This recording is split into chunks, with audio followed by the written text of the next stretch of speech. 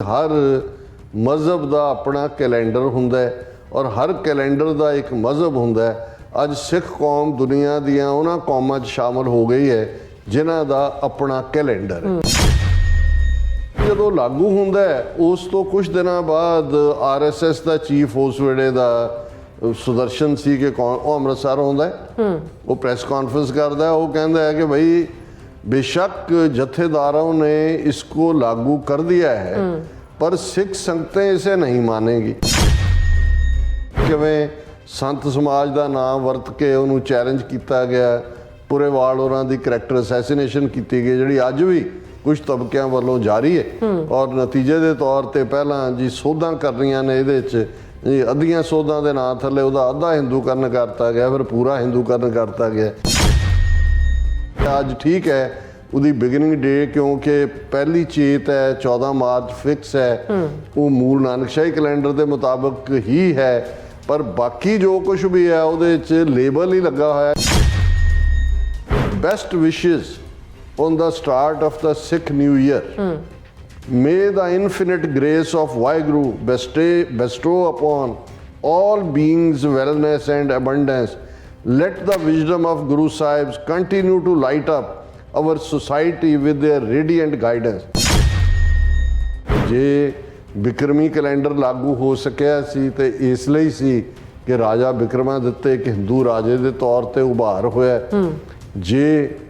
इस्लाम का हिजरी कैलेंडर मन्निया गया जिसनों अज भी जड़े 57 मुल्क ने लगभग और वो अपनी डेटा ये कैलकुलेट करते हैं। सिख कौम घट्टो घट्ट भावें साडे कोल मुल्क नहीं है पर इस सारे चों एक विजडम भी एक तबके दे विच आई, नहीं तो सानू भी किहड़ा असीं कोई कैलेंडरां दे माहर है जां सानू पता भी की हुंदा है। वो चल ही रहा सी जिवें बहुते कहंदे सी कि जी सरी जांदा सी जी इहदा की नवां पंगा पाउण दी की लोड़ सी। बंसी लाल जिहड़ा डिफेंस मिनिस्टर सी उन्होंने आके कहा भी 1978 के पीरीयड की गल है जदों ऑलरेडी पिंडां वालियां दी एमरजेंस हो रही सी कि उन्हें उन्होंने अंबैसडर मिलिया तो उन्हें उन्होंने पूछा कि जी खालिस्तान कदों बना रहे हो। सो अमरीका के लिए जे अज ट्रांसनैशनल रिप्रैशन और दूसरे जिन्हों की दिलचस्पी है ये नहीं है भी खालिस्तान की फाइल इन्हों को नहीं है। सिख कौम उस पीरीयड तो ना इवें डायस्पोरा सी ना इवें इन्फ्लुएंशियल सी ना साडे जिहड़ी है कोई मीडिया की सिंपैथी सी और प्रोपेगेंडे के जोर के उत्ते इंडिया ने अपना पूरा वो बनाया होया सी जो भी इंपैक्ट सी उहदा। लेकिन अज ये सिनेरियो डिफरेंट है। जिहड़ा सब तो वड्डा अमरीका नूं झटका जां शौक लगा है कि भी ये तो इहदे ते तुसीं की ट्रस्ट कर सकते हो। जो काम इंडिया ने अमरीका की सॉयल ते करना चाहया फ्रेंडली कंट्री के तौर पर ये तो कदे सोवियत यूनीयन जां चाइना जां ईरान दी एजेंसियां ने भी नहीं कीता।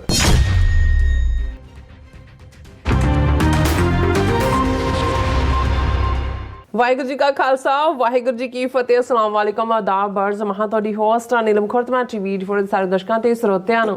जी आया ਕਹਿੰਦੀਆਂ प्रोग्राम सच्चो सच ਵਿੱਚ ਜਿਹੜੇ ਇਸ ਪ੍ਰੋਗਰਾਮ ਨਾਲ ਦੇਸ਼ਾਂ ਵਿਦੇਸ਼ਾਂ ਤੋਂ ਜੁੜ ਚੁੱਕੇ ਨੇ। ਖਾਲਸਾ ਅਫੇਅਰਸ ਸੈਂਟਰ ਦੇ ਸੰਚਾਲਕ ਡਾਕਟਰ ਅਮਨਜੀਤ ਸਿੰਘ ਰੋਜ਼ਾਨਾ ਦੀ ਤਰ੍ਹਾਂ ਸਟੂਡੀਓ 'ਚ ਮੇਰੇ ਨਾਲ ਸ਼ਾਮਲ ਨੇ। ਆਉਣਾ ਨਾਲ ਗੱਲਬਾਤ ਕਰਕੇ ਅੱਜ ਦੇ ਅਹਿਮ ਇਸ਼ੂਜ਼ ਉੱਪਰ ਉਹਨਾਂ ਦਾ ਤਜਜ਼ੀਆ ਜਾਣਦੇ ਹਾਂ।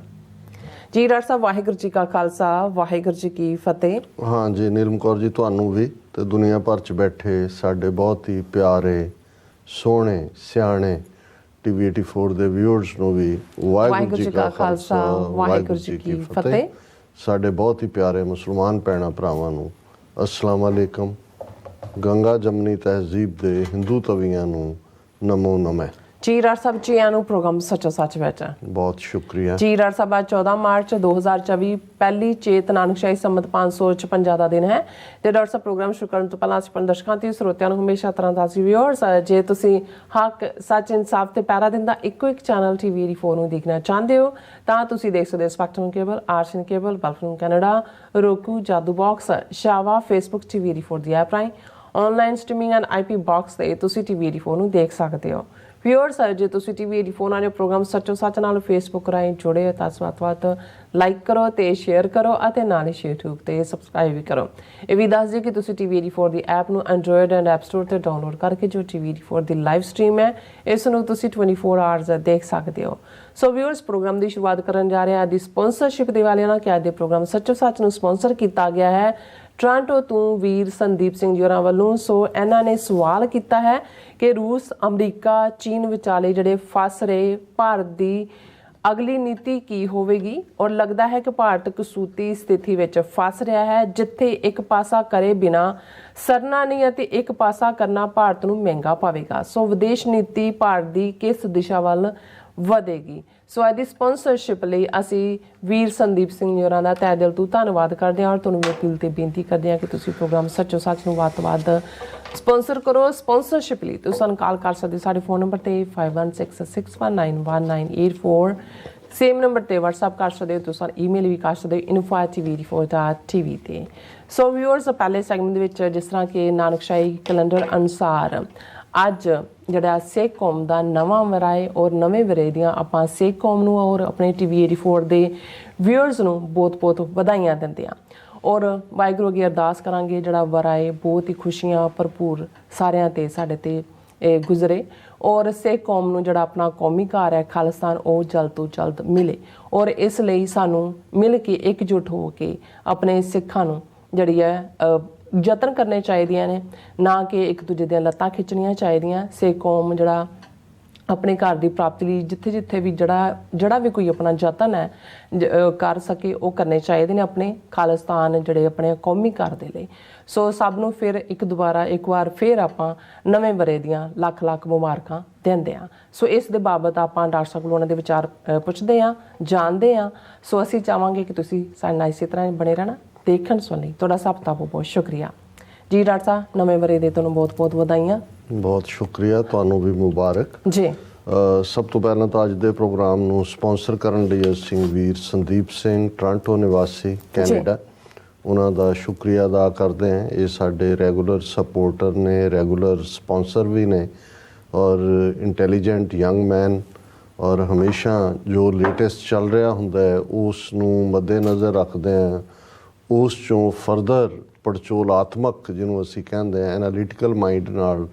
ਉਹ ਇਹ ਸਾਰਿਆਂ ਨੂੰ ਦੇਖਦੇ ਨੇ, ਇਸ਼ੂ ਨੂੰ ਨੀਤੀ ਨੂੰ ਸਮਝਦੇ ਨੇ। ਸੋ ਜ਼ਾਹਰ ਹੈ ਕਿ ਵੀ ਜਿਹੜਾ ਦੋ ਪਾਸੇ ਜਾ ਰਿਹਾ ਹੋਏ ਹਾਲਾਂ ਸਾਡੇ ਕਾਮਨ ਫੋਕਲੋਰ ਦੇ ਵਿੱਚ ਲੋਕਾਂ ਦੇ ਵਿੱਚ ਵਿਜ਼ਡਮ ਹੈ ਔਰ ਉਸ ਵਿਜ਼ਡਮ ਚੋਂ ਇਹ ਨਿਕਲਿਆ ਹੋਇਆ ਅਖਾਣ ਹੈ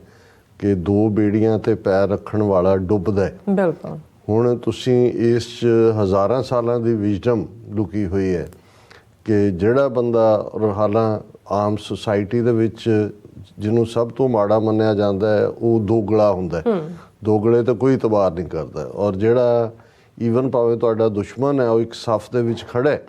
ਤੁਸੀਂ ਉਸ ਦੀ ਵੀ ਕਿਤੇ ਨਾ ਕਿਤੇ ਕਦੇ ਇੱਜ਼ਤ ਕਰੋਗੇ ਕਿ ਵੀ ਬੰਦਾ ਭਾਵੇਂ ਇਸ ਖਿਲਾਫ ਕਰਦਾ ਹੈ, ਗਲਤ ਲਾਈਨ ਉਹਨੇ ਲਈ ਹੈ ਪਰ ਜਿੱਥੇ ਸੀ ਉਹਦੇ ਤੇ ਖੜਾ ਹੈ ਉਹਨੇ। ਔਰ ਲੇਕਿਨ ਜਿਹੜੇ ਦੋਗਲੇ ਹੁੰਦੇ ਨੇ ਉਹਨਾਂ ਦਾ ਕੰਮ ਦੋਨੋਂ ਪਾਸੇ ਦੋਵਾਂ ਨੂੰ ਹੀ ਗੱਲਾਂ ਨਾਲ ਲਾਣ ਦਾ ਹੁੰਦਾ ਹੈ, ਉਹਨਾਂ ਨੂੰ ਭਿੜਾ ਵੀ ਰਹੇ ਹੁੰਦੇ ਨੇ ਔਰ ਦੋਨਾਂ ਦੇ ਨਾਲ ਰਾਬਤਾ ਵੀ ਰੱਖਿਆ ਹੁੰਦਾ ਹੈ। ਇਸ ਲਈ ਦੋਗਲਾ ਹੋਏ ਔਰ ਇਸੇ ਤਰ੍ਹਾਂ ਜੇ ਅਸੀਂ ਰੂਹਾਨੀ ਦੁਨੀਆ ਦੇ ਵਿੱਚ ਵੀ ਦੇਖੀਏ ਇਹਨੂੰ ਭਾਵੇਂ ਉਹਦੀ ਨੁਆਂਸ ਇੱਕ ਵੱਖਰੀ ਨੁਆਂਸ ਹੈ ਕਿ ਜਦੋਂ ਅਸੀਂ ਦੇਖਦੇ ਹਾਂ ਕਿ ਵੀ ਜਿਹੜੀ ਦੋ ਚਿੱਤੀ ਹੈ ਔਰ ਇਸ ਨੂੰ ਕਬੀਰ ਬੀਚਕ ਗ੍ਰੰਥ ਦੇ ਵਿੱਚ ਇੱਕ ਤਾਂ ਕਬੀਰ ਸਾਹਿਬ ਨੇ ਕਿਹਾ ਕਿ ਭਾਈ ਇਹ ਜਿਹੜਾ ਇੱਕ ਪਾਸੇ ਜ਼ਿੰਦਗੀ ਪੈਸੇ ਦੇ ਕਮਾਉਣ 'ਚ ਲੱਗ ਗਈ ਉਹਦੇ 'ਚ ਵੀ ਅੱਧਾ ਧਿਆਨ ਦੂਜੇ ਪਾਸੇ ਜਾਂਦਾ ਸੀ ਪਰ ਨਾ ਚੱਜ ਨਾਲ ਪੈਸਾ ਕਮਾਇਆ ਗਿਆ ਨਾ ਚੱਜ ਨਾਲ ਰੱਬ ਦਾ ਪਾਸਾ ਚੁਣਿਆ ਗਿਆ ਔਰ ਦੁਬਿਧਾ ਮੇ ਦੋਨੋਂ ਗਏ ਮਾਇਆ ਮਿਲੀ ਨਾ ਰਾਮ ਕਿ ਨਾ ਚੱਜ ਨਾਲ ਧਨਵਾਨ ਹੋ ਸਕਿਆ ਤੇ ਨਾ ਕੋਈ ਰੱਬ ਦਾ ਰਸਤਾ ਹੋਇਆ। ਔਰ ਇਸ ਨੂੰ ਗੁਰਬਾਣੀ ਦੇ ਵਿੱਚ ਜਿਹੜਾ ਕਬੀਰ ਸਾਹਿਬ ਦਾ ਫਰਮਾਨ ਹੈ ਕਿ ਸ਼ਬਦ ਲਾਗ ਮਨੈ ਛਾੜ ਦੁਬਿਧਾ ਕੀ ਕੁਰੀਆ। ਇਹ ਜਿਹੜੀ ਦੁਬਿਧਾ ਵੀ ਅਸਲ 'ਚ ਦੋਗਲਾਪਨ ਹੈ ਜਾਂ ਤੁਹਾਡਾ ਦੋ ਚਿੱਤੀ ਹੈ। ਚਿੱਤ ਅਸੀਂ ਮਨ ਨੂੰ ਕਹਿੰਦੇ ਹਾਂ, ਜਦੋਂ ਮਨ ਤੁਹਾਡਾ ਸਪਲਿਟ ਹੁੰਦਾ ਹੈ ਦੋ ਪਾਸੇ ਜਾ ਰਿਹਾ ਹੁੰਦਾ ਉਹਨੂੰ ਅਸੀਂ ਦੋ ਚਿੱਤੀ ਕਹਿੰਦੇ। ਪੋਲੀਟੀਕਲ ਅਰੀਨਾ ਦੇ ਵਿੱਚ ਇੱਕ ਸਟੇਜ ਤੇ ਤਾਂ ਇਹ ਇਸ ਕਿਸਮ ਦੀ ਨੀਤੀ ਸ਼ੁਰੂ 'ਚ ਫਾਇਦੇਮੰਦ ਲੱਗਦੀ ਹੁੰਦੀ ਹੈ ਕਿ ਵੀ ਤੁਸੀਂ ਦੋਨੋਂ ਧਿਰਾਂ ਨੂੰ ਖੁਸ਼ ਰੱਖਣ ਦੀ ਕੋਸ਼ਿਸ਼ ਕਰ ਰਹੇ ਹੋ। ਜੀ ਪਰ ਜਦੋਂ ਇਸ ਕਿਸਮ ਦੀ ਔਰ ਇਸ 'ਚ ਅਸੀਂ 20ਵੀਂ ਸਦੀ ਦੇ ਵਿੱਚ ਵਰਲਡ ਵਾਰਸ ਦੇ ਦੌਰਾਨ ਜਾਂ ਉਸ ਤੋਂ ਪਹਿਲਾਂ ਦੀਆਂ ਮੁਲਕਾਂ ਦੀਆਂ ਸਥਿਤੀਆਂ ਨੂੰ ਦੇਖ ਸਕਦੇ ਹਾਂ ਕਿ ਕੁਛ ਨੇ ਕੋਸ਼ਿਸ਼ ਕੀਤੀ ਨਿਊਟਰਲ ਰਹਿਣ ਦੀ। ਇੱਕ ਉਹ ਨੇ ਜਿਹੜੇ ਦੋਵਾਂ ਦੇ ਨਾਲ ਰੱਖਦੇ ਨੇ, ਇੱਕ ਉਹ ਹੁੰਦੇ ਨੇ ਜਿਹੜੇ ਕਹਿੰਦੇ ਨੇ ਜੀ ਨਹੀਂ ਅਸੀਂ ਕਿਸੇ ਦੇ ਨਾਲ ਵੀ ਨਹੀਂ, ਅਸੀਂ ਤਾਂ ਨਿਊਟਰਲ ਹੈ। ਦੋਨੋਂ ਹੀ ਹਾਲਤ ਦੇ ਵਿੱਚ ਪਹਿਲੀ ਗੱਲ ਤਾਂ ਨਿਊਟਰਲ ਕੋਈ ਹੁੰਦਾ ਹੀ ਨਹੀਂ ਹੈ। ਜਿਹੜਾ ਨਿਊਟਰਲ ਦਾ ਮਤਲਬ ਹੁੰਦਾ ਹੈ ਕਿ ਵੀ ਤੁਸੀਂ ਜਿਹੜਾ ਬੰਦਾ ਠੀਕ ਔਰ ਗਲਤ ਦੇ ਵਿੱਚ ਫੈਸਲਾ ਨਹੀਂ ਲੈ ਸਕਦਾ ਉਹ ਆਪਣੇ ਆਪ ਨੂੰ ਨਿਊਟਰਲ ਬਣਾ ਲੈਂਦਾ ਹੈ, ਔਰ ਉਹ ਵੀ ਉਨੇ ਕੀ ਹੱਦ ਤੱਕ ਚਲਾ ਜਾਂਦਾ ਹੈ ਜਿਵੇਂ ਅਲਟੀਮੇਟਲੀ ਦੋਗਲਾ ਹੁੰਦਾ ਕਿ ਤੁਸੀਂ ਦੇਖ ਰਹੇ ਹੁੰਦੇ ਹੋ ਤੁਸੀਂ ਅੱਖਾਂ ਬੰਦ ਕਰ ਲੈਂਦੇ ਹੋ। ਔਰ ਇਹ ਜੇ ਅਸੀਂ ਦੇਖੀਏ ਕਿ ਇਹ ਜਿਹੜੀ ਨੀਤੀ ਭਾਰਤ ਇਸ ਵੇਲੇ ਟੋ ਕਰ ਰਿਹਾ ਹੈ ਔਰ ਜਿਸ ਖਤਰਨਾਕ ਰਸਤੇ ਤੇ ਭਾਰਤ ਤੁਰਿਆ ਹੋਇਆ, ਹਾਲਾਂ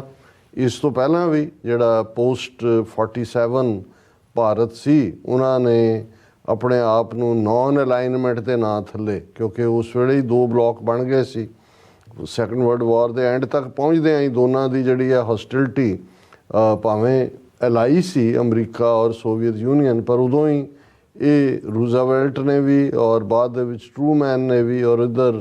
ਯੂਕੇ ਦੇ ਵਿੱਚ ਚਰਚਲ ਨੇ, ਉਹਨਾਂ ਨੇ ਦੇਖ ਲਿਆ ਸੀ ਕਿ ਵੀ ਇੱਕ ਐਨਮੀ ਤੋਂ ਜਾਨ ਛੁੱਟੀ ਹੈ ਨਾਜ਼ੀਆਂ ਤੋਂ, ਪਰ ਦੂਸਰਾ ਜ਼ਿਆਦਾ ਪਾਵਰਫੁਲ ਹੋ ਕੇ ਕਮਿਊਨਿਸਟ ਜਿਹੜੇ ਨੇ USSR ਦੇ ਥੱਲੇ ਜਿਹੜੇ ਨੇ ਉਹ ਆਣਗੇ ਔਰ ਨੈਕਸਟ ਐਨਮੀ ਜਿਹੜਾ ਹੈ ਉਹ ਕਮਿਊਨਿਜ਼ਮ ਹੈ। ਔਰ ਇਹੀ ਕਾਰਨ ਸੀ ਕਿ ਈਵਨ ਜਦੋਂ ਅਸੀਂ ਜਰਮਨ ਦੀ ਵੰਡ ਦੇਖਦੇ ਹਾਂ ਕਿ ਕਿਵੇਂ ਈਸਟ ਜਰਮਨ ਔਰ ਵੈਸਟ ਜਰਮਨ ਬਣਿਆ ਔਰ ਕਿਵੇਂ ਜਿਹੜੀ ਉਸ ਵੇਲੇ ਦੀ ਕਮਿਊਨਿਸਟਾਂ ਦੀ ਲੀਡਰਸ਼ਿਪ ਸੀ ਉਹਨਾਂ ਦੇ ਖਾਸ ਤੌਰ ਤੇ ਸਟਾਲਿਨ, ਉਹਦਾ ਕੀ ਐਂਬੀਸ਼ਨ ਸੀ ਔਰ ਕਿਵੇਂ ਫਿਰ ਉਸ ਨੂੰ ਐਂਬੀਸ਼ਨ ਨੂੰ ਉਹਨੇ ਰੂਥਲੈਸਲੀ ਲਾਗੂ ਕਰਨ ਦੇ ਲਈ ਪਹਿਲਾਂ ਆਪਣੇ ਮੁਲਕ ਦੇ ਵਿੱਚ ਕਿਸ ਲੈਵਲ ਦੇ ਉੱਤੇ ਜਿਹੜੀ ਹੈ ਉਹ ਆਪਣੇ ਲੋਕਾਂ ਦੀ ਨਸਲਕੁਸ਼ੀ ਕੀਤੀ ਔਰ ਫਿਰ ਅਸੀਂ ਦੇਖਦੇ ਹਾਂ ਕਿ ਈਸਟਰਨ ਯੂਰਪ ਦੇ ਵਿੱਚ ਸੋਵੀਅਤ ਯੂਨੀਅਨ ਦੀਆਂ ਨੀਤੀਆਂ ਜਿਹੜੀਆਂ ਨੇ ਉਹ ਪੂਰਬੀ ਈਸਟ ਜਰਮਨੀ ਹੋਏ, ਚੈਕੋਸਲੋਵਾਕੀਆ ਹੋਏ, ਹੰਗਰੀ ਹੋਏ, ਰੋਮਾਨੀਆ ਹੋਏ, ਪੋਲੈਂਡ ਹੋਏ, ਜਿਹੜੇ ਈਸਟਰਨ ਯੂਰਪ ਦੇ ਮੁਲਕ ਸੀ ਜਿਹੜੇ ਰਸ਼ੀਆ ਦੀ ਜਿਹੜੀ ਹੈ ਉਹ ਬੈਲਟ ਦੇ ਥੱਲੇ ਆਏ ਔਰ ਉਹਨਾਂ ਨੂੰ ਰਸ਼ੀਆ ਨੇ ਜਿਹੜਾ ਆਪਣੇ ਨਾਲ ਮਿਲਾਇਆ। ਦੂਸਰੇ ਪਾਸੇ ਜਿਹੜਾ ਵੈਸਟਰਨ ਯੂਰਪ ਸੀ ਉਸ ਨੂੰ ਨੈਟੋ ਦੇ ਥੱਲੇ ਜਿਹੜਾ ਨਾਰਥ ਐਟਲਾਂਟਿਕ ਟ੍ਰੀਟੀ ਆਰਗੇਨਾਈਜੇਸ਼ਨ ਦੇ ਥੱਲੇ ਜਿਹੜਾ ਬਲਾਕ ਅਮਰੀਕਾ ਨੇ ਬਣਾਇਆ, ਉਹ ਹੌਸਟਿਲਿਟੀ ਅਸੀਂ ਅੱਜ ਤੱਕ ਵੀ ਦੇਖ ਰਹੇ ਹਾਂ ਕਿ ਬਈ ਸੋਵੀਅਤ ਯੂਨੀਅਨ ਦਾ ਤਾਂ ਟੁੱਟ ਗਿਆ ਜਦੋਂ 15 ਹਿੱਸਿਆਂ 'ਚ ਟੁੱਟਿਆ ਤੇ ਉਹ ਜਿਹੜੇ 15 ਹਿੱਸੇ ਉਹਦੇ ਆਪਣੇ ਵੀ ਸੈਪਰੇਟ ਹੋਏ ਤੇ ਜਿਹੜੇ ਮੈਂ ਈਸਟਰਨ ਯੂਰਪ ਦੇ ਮੁਲਕਾਂ ਦੇ ਨਾਂ ਲਏ ਨੇ ਉਹ ਵੀ ਉਹਦੇ ਜਿਹੜਾ ਪ੍ਰਭਾਵ 'ਚੋਂ ਨਿਕਲੇ ਔਰ ਇਹੀ ਕਾਰਨ ਸੀ ਕਿ ਵੀ ਉਹ ਭਾਵੇਂ ਜਿਹੜਾ ਮਿਸਟਰ ਵੈਲਸੇ ਸੀ ਪੋਲੈਂਡ ਦਾ ਸਭ ਤੋਂ ਪਹਿਲਾਂ ਜਿੱਥੇ ਤਬਦੀਲੀ ਹੋਈ ਔਰ ਫਿਰ ਚੈਕੋਸਲੋਵਾਕੀਆ ਜਿਹੜਾ ਅਲਟੀਮੇਟਲੀ ਦੋ ਹਿੱਸਿਆਂ 'ਚ ਵੰਡਿਆ ਗਿਆ, ਚੈਕੋਸਲੋਵਾਕੀਆ ਉਹ ਵੀ ਰਸ਼ੀਅਨ ਇਨਫਲੂਐਂਸ ਤੋਂ ਨਿਕਲਿਆ ਔਰ ਇਸ ਦੇ ਨਾਲ ਨਾਲ ਫਿਰ ਰੋਮਾਨੀਆ ਵੀ ਔਰ ਹੰਗਰੀ ਵੀ ਔਰ ਇਹ ਸਾਰੇ ਔਰ ਅਮਰੀਕਾ ਦਾ ਇਨਫਲੂਐਂਸ ਵਧਿਆ। ਇਹੀ ਨੈਟੋ ਨੂੰ ਯੂਕਰੇਨ ਤੱਕ ਪੁਸ਼ ਕਰਦੇ ਕਰਦੇ ਅਮਰੀਕਾ ਨੇ ਫਿਰ ਰਸ਼ੀਆ ਦੀ ਲੜਾਈ ਆਪਣੇ ਗਲ ਪਵਾ ਲਈ ਔਰ 2 ਸਾਲ ਤੋਂ ਜੋ ਚੱਲ ਰਿਹਾ ਹੈ ਉਹ ਸਾਡੇ ਸਾਹਮਣੇ। ਪਰ ਭਾਰਤ ਦੀ ਨੀਤੀ ਇਨ ਸਪਾਈਟ ਆਫ ਕਿ ਨਹਿਰੂ ਦਾ ਪਹਿਲੇ ਹਿੱਸੇ ਦੇ ਵਿੱਚ 50s ਦੇ ਵਿੱਚ, ਕਿਉਂਕਿ ਨਹਿਰੂ ਦੀ ਲੀਨਿੰਗ ਤਾਂ ਟੁਵਰਡ ਸੋਵੀਅਤ ਯੂਨੀਅਨ ਹੀ ਸੀ, ਸੋਸ਼ਲਿਸਟ ਮਾਈਂਡਸੈਟ ਦੇ ਥੱਲੇ ਵੀ ਔਰ ਵੈਸੇ ਵੀ ਉਸ ਵੇਲੇ ਜਿਹੜਾ ਹੈ ਜੇ ਹੁਣ ਅਸੀਂ ਈਵਨ ਪਾਕਿਸਤਾਨ ਦੀ ਕਾਇਮੀ ਦੇ ਡਿਫਰੈਂਟ ਐਂਗਲ ਦੇਖਦੇ ਉਹਨਾਂ ਦੇ ਵਿੱਚ ਇੱਕ ਐਂਗਲ ਜਿਹੜਾ ਪਿਛਲੇ ਦਿਨਾਂ 'ਚ ਇਹਨਾਂ ਦੇ ਇੱਕ ਨੇ ਸਕਾਲਰ ਡਾਕਟਰ ਇਸ਼ਤਿਆਕ ਅਹਿਮਦ, ਉਹਨਾਂ ਦੀ ਕਿਤਾਬ ਪਾਕਿਸਤਾਨ ਇੱਕ ਗੈਰੀਜ਼ਨ ਸਟੇਟ ਦੇ ਥੱਲੇ ਉਹਨਾਂ ਦੀ ਕਿਤਾਬ ਹੈ ਔਰ ਹਾਲਾਂ ਅਸੀਂ ਉਹਨਾਂ ਦੇ ਹਰ ਵਿਚਾਰ ਨਾਲ ਤਾਂ ਸਹਿਮਤ ਨਹੀਂ ਹੈ, ਪਰ ਉਸ ਨੇ ਇਹ ਕਿਹਾ ਕਿ ਵੀ ਜਿਹੜਾ ਇੱਕਦਮ ਪਾਕਿਸਤਾਨ ਦੀ ਮੰਗ ਨੂੰ ਮੰਨ ਲੈਣਾ ਸੀ ਜਾਂ ਸਬ ਕੰਟੀਨੈਂਟ ਨੂੰ ਡਿਵਾਈਡ ਕਰਨ ਦੀ ਲਾਈਨ ਸੀ, ਉਹਦੇ ਪਿੱਛੇ ਵੀ ਇਹ ਸੋਚ ਸੀ ਕਿ ਉਹਨਾਂ ਨੂੰ ਇਸ ਗੱਲ ਦਾ ਅਹਿਸਾਸ ਸੀ ਕਿ ਕਮਿਊਨਿਜ਼ਮ ਦਾ ਦੈਂਤ ਜਿਹੜਾ ਹੈ ਇਹ ਹੁਣ ਸਾਰੇ ਪਾਸੇ ਫੈਲੇਗਾ ਔਰ ਹਰ ਇੱਕ ਨੂੰ ਐਨਗਲਫ ਕਰੇਗਾ ਜਾਂ ਨਿਗਲੇਗਾ ਔਰ ਇਸ ਲਈ ਕਿਉਂਕਿ ਹਮੇਸ਼ਾ ਹੀ ਜਦੋਂ ਅਸੀਂ 18th ਸੈਂਚੁਰੀ ਜਾਂ 19th ਸੈਂਚੁਰੀ ਦੀ ਪਾਰਟਿਕੂਲਰਲੀ ਗ੍ਰੇਟ ਗੇਮ ਦੇਖਦੇ ਹਾਂ ਕਿ ਵੀ ਇਹ ਜਿਹੜਾ ਜ਼ਾਰਸ ਦਾ ਡ੍ਰੀਮ ਸੀ, ਰਸ਼ੀਅਨ ਰੂਲਰ ਜਿਹੜੇ ਜਿਹਨਾਂ ਨੂੰ ਜ਼ਾਰ ਕਿਹਾ ਜਾਂਦਾ ਸੀ, ਕਿ ਭਾਈ ਅਸੀਂ warm waters of Indian ocean ਤੱਕ ਆਉਣਾ ਹੈ। ਸੋ ਜੇ ਤੁਸੀਂ ਜਿਓਗ੍ਰਾਫਿਕਲੀ ਦੇਖੋ ਤੇ ਰਸ਼ੀਆ ਬੇਸ਼ੱਕ ਯੂਰਪ ਦਾ ਹਿੱਸਾ ਹੈ, ਪਰ ਵੱਡਾ ਹਿੱਸਾ ਤਾਂ ਉਹਦਾ ਏਸ਼ੀਆ ਦੇ ਨਾਲ ਹੀ ਵਾਸਤਾ ਹੈ। ਇਹੀ ਕਾਰਨ ਹੈ ਕਿ ਮਿਡਲ ਈਸਟ ਦਾ ਜਾਂ ਸੈਂਟਰਲ ਏਸ਼ੀਆ ਦੇ ਜਿਹੜੇ 6 ਰਿਪਬਲਿਕ ਉਹਨਾਂ ਨੇ ਆਪਣਾ ਬਣਾਇਆ ਹੋਇਆ ਸੀ ਆਪਣਾ, ਜਦੋਂ ਉਹਨਾਂ ਨੇ ਐਕਸਪੈਂਡ ਕੀਤਾ ਸੋਵੀਅਤ ਯੂਨੀਅਨ ਨੂੰ, ਜਿਨ੍ਹਾਂ 'ਚ ਬਾਅਦ ਦੇ ਵਿੱਚ ਜਦੋਂ 1990 ਤੱਕ ਪਹੁੰਚਦਿਆਂ ਸੋਵੀਅਤ ਯੂਨੀਅਨ ਟੁੱਟਿਆ ਤੇ ਉਜ਼ਬੇਕਿਸਤਾਨ, ਤਾਜ਼ਿਕਸਤਾਨ, ਕਿਰਗਿਸਤਾਨ, ਤੁਰਕਮਾਨਿਸਤਾਨ, ਅਜ਼ਰਬਾਈਜਾਨ, ਇਹ ਸਾਰੇ ਸੈਂਟਰਲ ਏਸ਼ੀਅਨ ਮੁਸਲਿਮ ਰਿਪਬਲਿਕ ਸੀ ਜਿਨ੍ਹਾਂ ਨੂੰ ਉਹਨਾਂ ਨੇ ਕੀਤਾ ਸੀ। ਸੋ ਇਹ ਸਾਰਾ ਹੀ ਰਾਊਟ ਜੇ ਤੁਸੀਂ ਰਸ਼ੀਆ 'ਚੋਂ ਨਿਕਲ ਕੇ ਇਹਨਾਂ ਸਥਾਨਾਂ ਤੱਕ ਆਉਂਦੇ ਹੋ ਤਾਂ ਅਸੀਂ ਦੇਖਦੇ ਹਾਂ ਕਿ ਉਜ਼ਬੇਕਿਸਤਾਨ ਔਰ ਤਾਜ਼ਿਕਸਤਾਨ ਦਾ ਜਿਹੜਾ ਸਰਹੱਦ ਹੈ ਅਫਗਾਨਿਸਤਾਨ ਨਾਲ ਲੱਗਦੀ ਹੈ, ਔਰ ਅਫਗਾਨਿਸਤਾਨ ਨਾਲ ਦੀ ਨਾਲ ਹੀ ਜਿਉਂ ਹੀ ਤੁਸੀਂ ਇੰਡਸ ਟੱਪਦੇ ਹੋ ਸਾਡਾ ਪੰਜਾਬ ਆ ਜਾਂਦਾ ਹੈ, ਲਹਿੰਦਾ ਪੰਜਾਬ, ਫਿਰ ਚੜ੍ਹਦਾ ਪੰਜਾਬ। ਔਰ ਇਹੀ ਫਿਰ ਜਿਹੜਾ ਇੰਡੀਅਨ ਸਿਸਟਮ ਦੇ ਵਿੱਚ ਜਿੰਨੇ ਹਮਲਾਵਰ ਵੀ ਆਇਆ ਜਾਂ ਦੂਜਾ, ਸੋ ਜਿਹੜਾ ਸੋਵੀਅਤਸ ਦਾ ਐਂਬੀਸ਼ਨ ਸੀ ਔਰ ਇਹਨੂੰ ਕਿ ਕਮਿਊਨਿਜ਼ਮ ਨੂੰ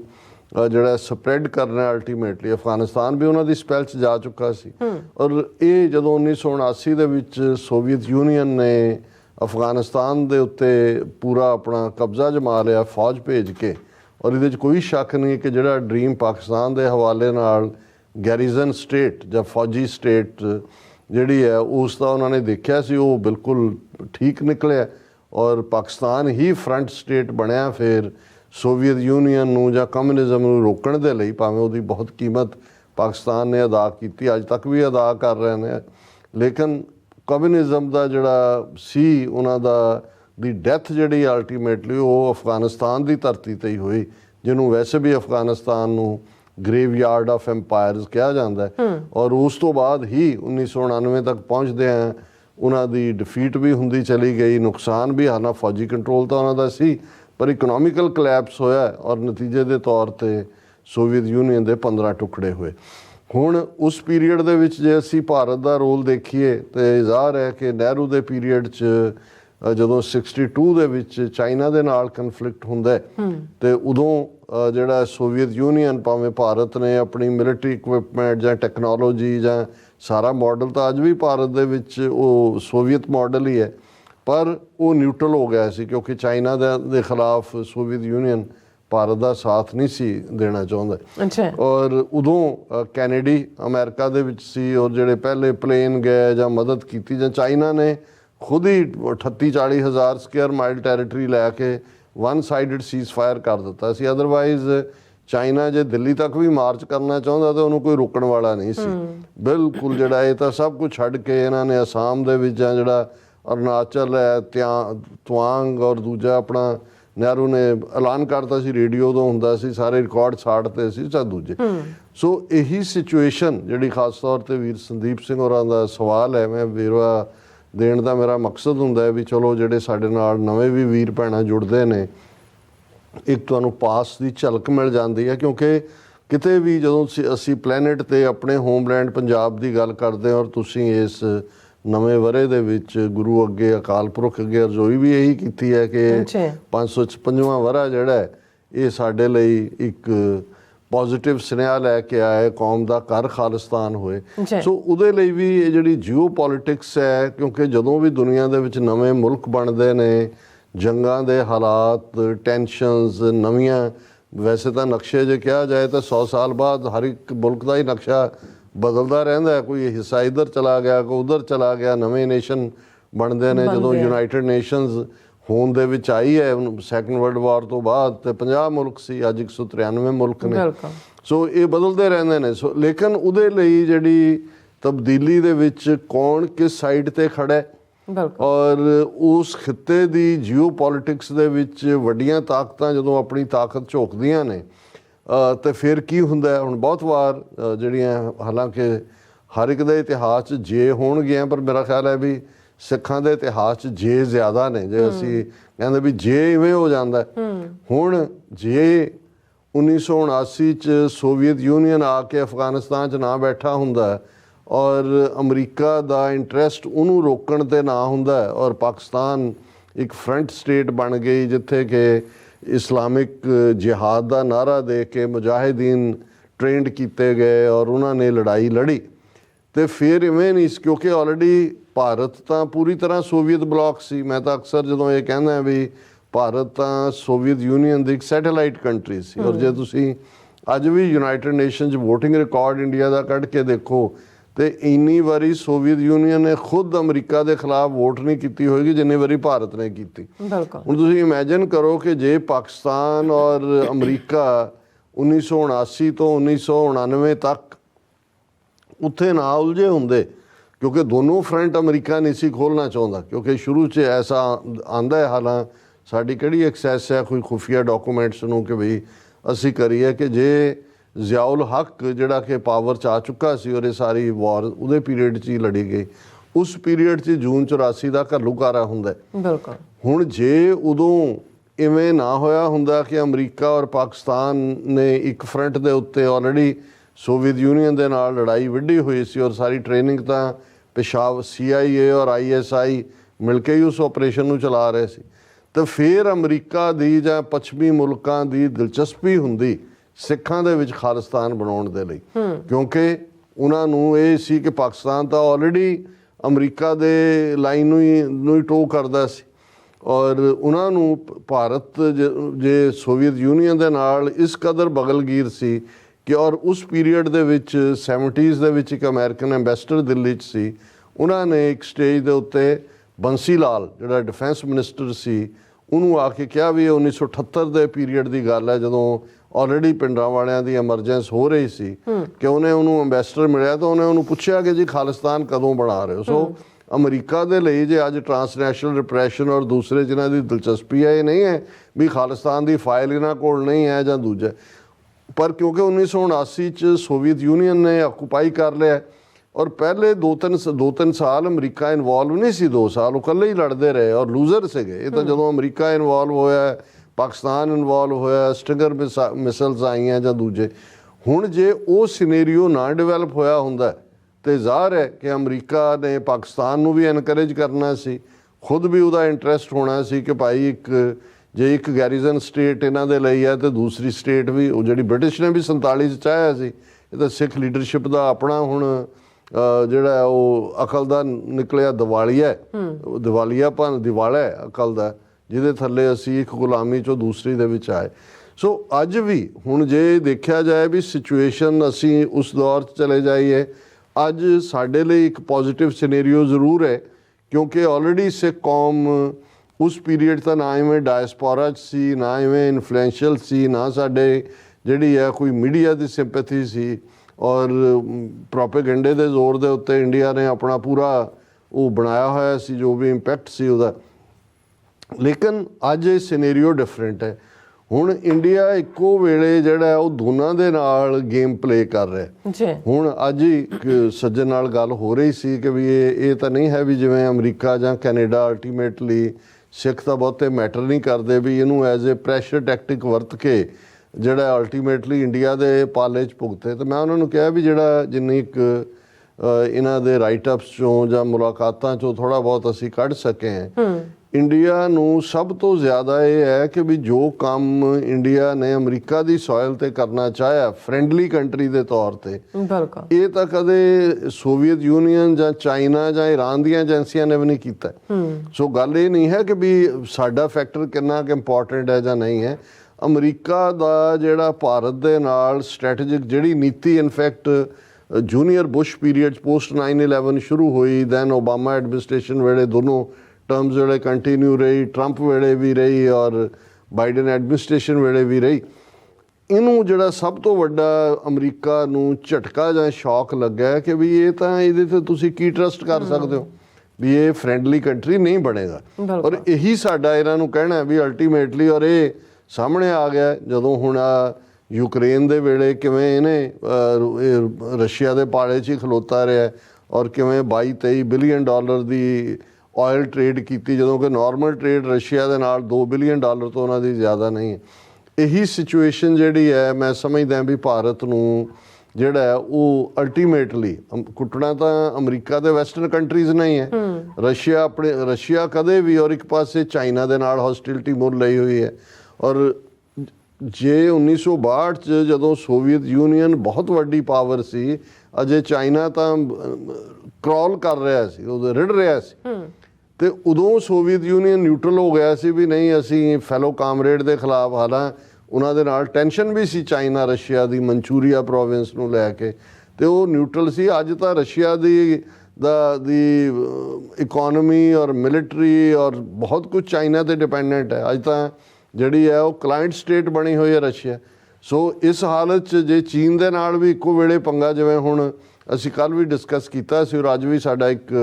ਹੋਏਗਾ ਇਸ ਦੇ ਉੱਤੇ ਕਿ ਵੀ ਜਿਹੜੇ ਕਲਾਊਡਸ ਔਨ ਦਾ ਹੋਰਾਈਜ਼ਨ ਨੇ, ਇਸ ਸਾਰੇ ਦੇ ਵਿੱਚ ਕੀ ਹੋਏਗਾ। ਸੋ ਰਸ਼ੀਆ ਤਾਂ ਸਵਾਲ ਹੀ ਨਹੀਂ ਹੈ ਕਿ ਵੀ ਇਸ ਮਾਮਲੇ ਦੇ ਵਿੱਚ ਕੋਈ, ਜੇ ਚਾਈਨਾ ਦੇ ਨਾਲ ਕਲੈਸ਼ ਹੁੰਦਾ ਤੇ ਜੇ ਈਵਨ ਚਾਈਨਾ ਇੰਡੀਆ ਹੁੰਦਾ, ਅਮਰੀਕਾ ਜਿਹੜਾ ਉਹਦਾ ਉਸ ਪਾਸੇ ਵੱਲ ਜਾਣਾ ਨੈਕਸਟ ਟੂ ਇੰਪੋਸੀਬਲ ਹੈ। ਸੋ ਇਹਨਾਂ ਦਾ ਤਾਂ ਜੋ ਵੀ ਹੈ ਈਦਰ ਵੇ ਬੇੜਾ ਗਰਕ ਹੋਣਾ ਹੀ ਹੈ, ਇਹਨਾਂ ਦਾ ਸਾਨੂੰ ਕੋਈ ਬਹੁਤੀ ਫਿਕਰ ਕਰਨ ਦੀ ਲੋੜ ਵੀ ਨਹੀਂ। ਹਾਂ ਅਸੀਂ ਇਹ ਦੇਖੀਏ ਵੀ ਇਸ ਸਾਰੇ ਸਿਨੇਰੀਓ 'ਚ ਜਿਹੜਾ ਕਨਫਲਿਕਟ ਆਉਣ ਵਾਲੇ ਪੀਰੀਅਡ 'ਚ ਇਸ ਕਿਸਮ ਦਾ ਇੱਕ ਚੇਂਜਿੰਗ ਕਨਫਲਿਕਟ ਹੋਏਗਾ, ਉਹਦੇ 'ਚ ਅਸੀਂ ਆਪਣੇ ਖਾਲਿਸਤਾਨ ਦੇ ਮੁੱਦੇ ਨੂੰ ਕਿਵੇਂ ਜਿਹੜਾ ਉਹ ਇੱਕ ਹਕੀਕਤ ਦੇ ਵਿੱਚ ਬਦਲ ਸਕਦੇ ਹਾਂ। ਬਾਕੀ ਜਦੋਂ ਅਸੀਂ ਅੱਜ 556ਵੇਂ ਵਰ੍ਹੇ ਦੀ ਗੱਲ ਕਰ ਰਹੇ ਹਾਂ, ਇੱਕ ਚੰਗਾ ਰੁਝਾਨ ਸੀ ਅੱਜ ਸਾਰਾ ਦਿਨ ਸੋਸ਼ਲ ਮੀਡੀਆ ਤੇ ਵੀ ਔਰ ਵੈਲ ਵਿਸ਼ਰਸ ਵੱਲੋਂ ਸਾਰੇ ਪਾਸੇ ਨਵੇਂ ਸਾਲ ਦੀ ਵਧਾਈ ਦਿੱਤੀ ਜਾ ਰਹੀ ਸੀ। ਇਹ ਵੀ ਆਪਣੇ ਆਪ ਦੇ ਵਿੱਚ ਜਦੋਂ ਅਸੀਂ ਆਪਣੀ ਪਛਾਣ ਦੀ ਲੜਾਈ ਦੀ ਗੱਲ ਕਰਦੇ ਹਾਂ, ਜਿਵੇਂ ਸਾਡਾ ਕੱਲ੍ਹ ਦਾ ਟੌਪਿਕ ਸੀ ਜਿਹਦੇ 'ਚ ਅਸੀਂ ਜ਼ਿਕਰ ਕੀਤਾ ਸੀ ਕਿ 13 ਮਾਰਚ 1981 ਨੂੰ ਜਿਹੜਾ ਮਤਾ ਸਿੱਖ ਐਜੂਕੇਸ਼ਨਲ ਕਾਨਫਰੰਸ ਚੰਡੀਗੜ੍ਹ ਜਿਹੜੀ ਹੋਈ, ਜਿਹਦੀ ਪ੍ਰਧਾਨਗੀ ਗੰਗਾ ਸਿੰਘ ਢਿੱਲੋਂ ਨਨਕਾਣਾ ਸਾਹਿਬ ਫਾਊਂਡੇਸ਼ਨ ਨੇ ਕੀਤੀ, ਉਹਨਾਂ ਨੇ ਮਤਾ ਕੀਤਾ ਕਿ ਭਾਈ ਸਿੱਖ ਇੱਕ ਅਲੱਗ ਕੌਮ ਹੈ, ਸਿੱਖ ਸਾਰੇ ਸੈਪਰੇਟ ਨੇਸ਼ਨ, ਸਿੱਖ ਸਾਰੇ ਨੇਸ਼ਨ।